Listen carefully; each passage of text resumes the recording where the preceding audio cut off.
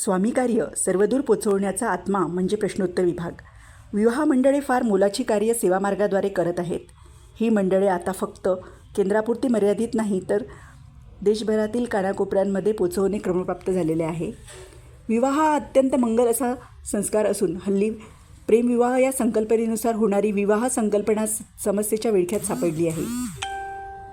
कारण प्रेमविवाह कायमस्वरूपी टिकतील की नाही हे प्रश्नचिन्ह निर्माण होत असून विवाह हा विषय उतावीळपणे हाताळण्याची गोष्ट नाही. कुठल्याही आकर्षणाला बळी पडू नये.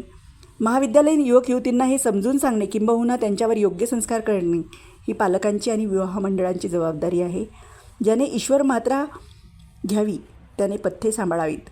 तद्वत आरोग्य अबाधित ठेवण्यासाठी पथ्ये सांभाळणे अगत्याचे आहे. सेवेकऱ्यांनी पायाचा दगड होऊन आपले कार्य मूक वाचेने पडद्याआड राहून करायचे असते. कारण इमारत ही पायाच्या दगडांवर अवलंबून असते. पायाचा दगड दृष्टीस पडला की इमारत ढासळलीच म्हणून समजा. वास्तू बघताना ती केवळ दिखाऊपणासाठी नसावी तर वास्तूत राहणाऱ्या व्यक्तींना ती लाभदायक, आरोग्यदायक आणि सुसंपन्नतेकडे नेणारी असावी. वंशवेल सुव्यवस्थित होणे गरजेचे आहे. मुलांची शिक्षणं, लग्न, आरोग्य, स्वभाव अशा बऱ्याच बाबी वास्तुशास्त्रांवर अवलंबून असतात. घरात बंद पडलेली घड्याळ नसावीत. कारण घड्याळ बंद तर काम बंद. घड्याळ हे कुबेराचे वाहन असून 24 तास सुरूच असावे. घरात जेवढी घड्याळे असतील त्यांच्यातील वेळ एकसारख्याच असाव्यात. फाटलेले कपडे, तुटक्या फुटक्या वस्तू, भांडी, तुटलेल्या चपला, भिंतीला असणारे तडे, छताला असणारे जाळे जळमटे या बाबी अतिशय त्रासदायक ठरणाऱ्या असतात.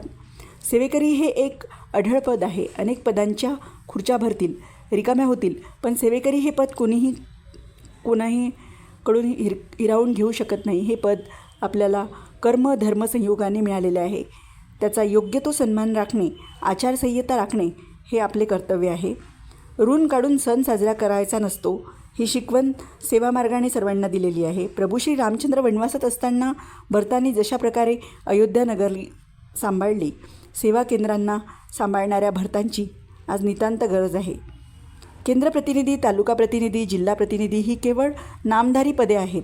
खरे कार्य केंद्रातील स्वामी महाराजच करत असतात आणि त्यांच्या पादुका करत असतात. हे कधीही विसरू नये.